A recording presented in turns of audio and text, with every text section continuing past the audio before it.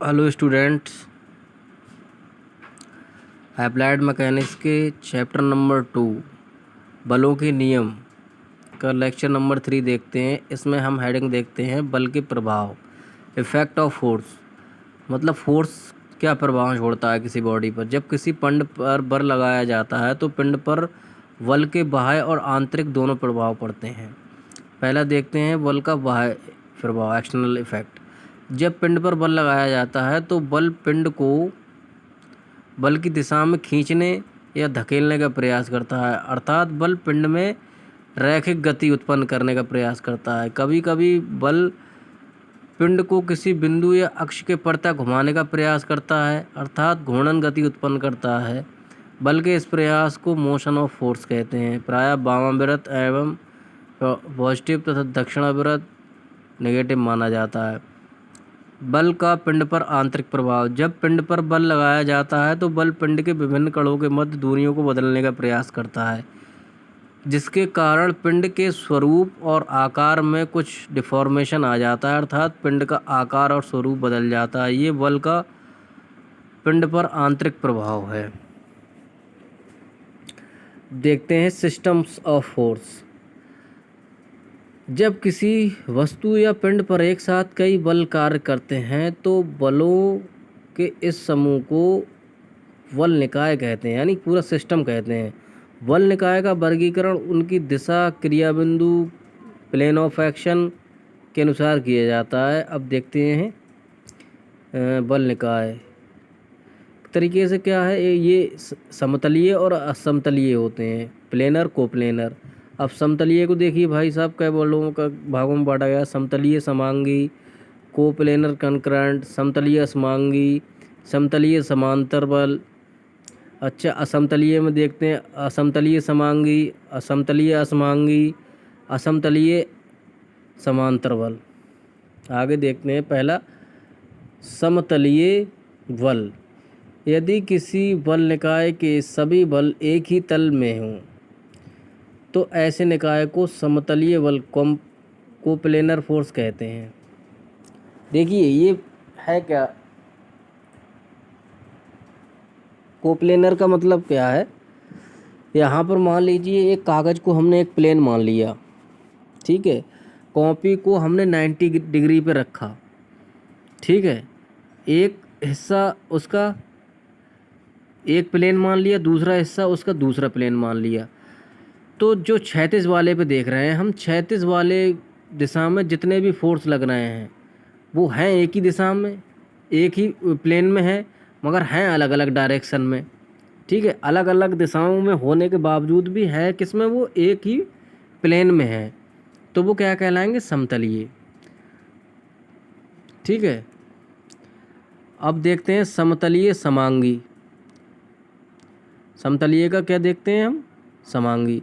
यदि किसी बल निकाय के सभी बलों की क्रिया रेखाएं एक ही तल में स्थित हों तथा एक ही बिंदु पर मिलती हों। देखिए यहाँ पे पी क्यू आर एस एक ही बिंदु पर मिल रहे हैं, तो क्या कहलाते हैं, ये समतलीय समांगी बल कहलाते हैं। इसी तरीके से एक ट्रैंगुलर प्लेन है कोई, उसके तीनों कोनों पे फोर्स लग रहा है, तो उस वो क्या कहाँ पे मिलेगा, एक तरीके से उसके सेंट्रोइड में मिलेगा। अब देखते हैं समतलीय असमांगी, systems of coplanar non concurrent. यदि किसी बल निकाय के सभी बलों की क्रिया रेखाएं एक ही तल में हों परंतु एक ही बिंदु पर ना मिलती हूँ। देखिए इसमें चित्र 2.8 में एक ही बिंदु पे ये कहीं नहीं बनेंगी, क्योंकि ये समांतर हैं, एक दूसरे को कट ही नहीं करेंगी कहीं पे, ठीक है। इनकी क्रिया रेखाएं कहीं पे कट नहीं कर रही हैं मगर हैं एक ही प्लेन में, तो क्या कहलाएंगे, ये असमांगी। समतलीय समांतर बल। यदि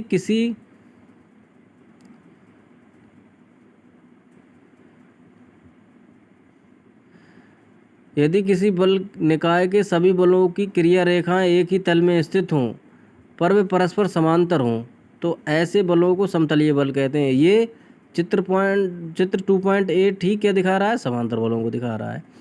अब वी देखते हैं असमतलीय बल, systems of non coplanar forces. जिस बल निकाय के सभी बलों की क्रिया रेखाएं एक ही समतल में ना होकर भिन्न भिन्न समतल में हों तो असमतलीय बल कहलाते हैं। नाम से ही बता रहा है कि ये समतल प्लेन में काम नहीं कर रही है, एक ही प्लेन में काम नहीं कर रही। देखिए यहाँ पर प्लेन दिखाए गए हैं। पहला एज में देखते हैं असमतलीय समांगी बल। समांगी बल का मतलब क्या है, एक ही बिंदु से लगने चाहिए। तो लग तो एक ही बिंदु से रहे हैं मगर हैं अलग अलग प्लेन में। देखिए ये इस वाली साइड पे है, वो ऊपर वाली साइड पे लग रहे हैं।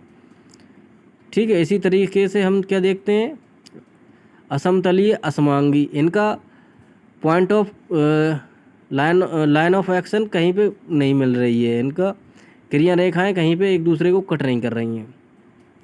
सी नंबर देखते हैं असमतलीय समांतर बल। ये समांतर तो हैं मगर हैं अलग अलग तलों में, एक दूसरे से अलग अलग प्लेन में कार्य कर रहे हैं और हैं एक दूसरे के समांतर।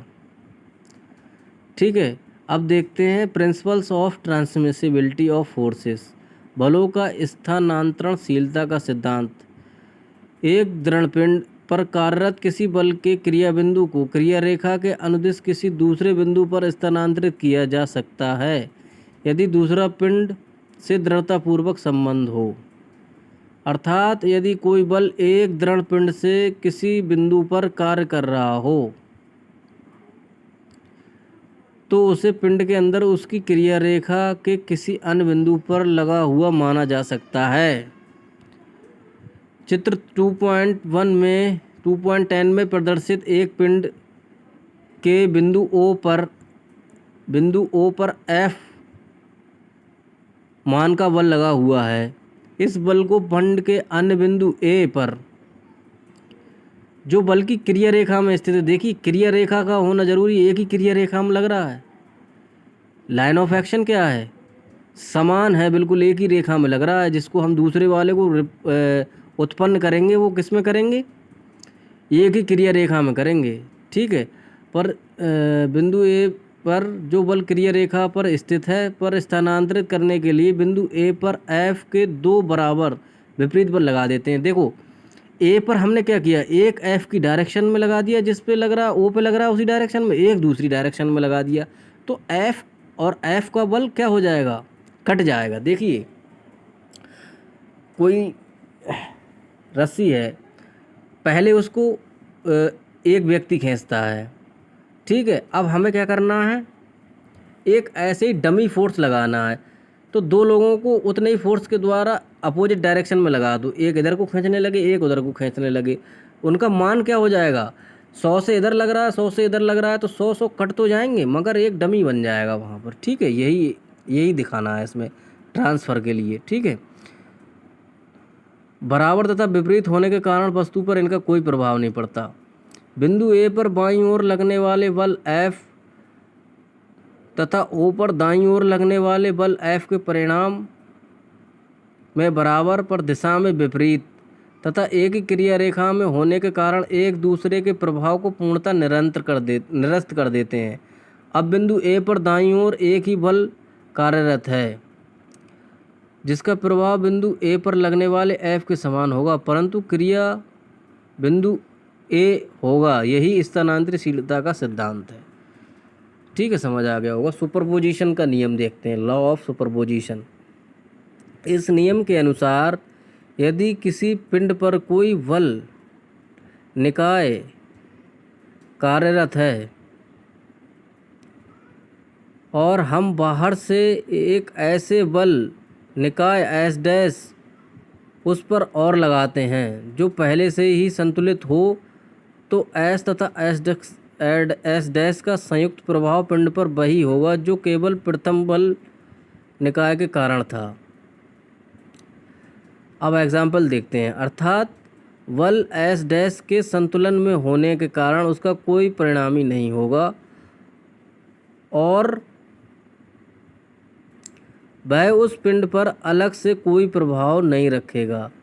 इससे प्रथम बल निकाय S की क्रिया अप्रभावित रहेगी, अर्थात पिंड अपनी गतिक या स्थैतिक अवस्था में बना रहेगा।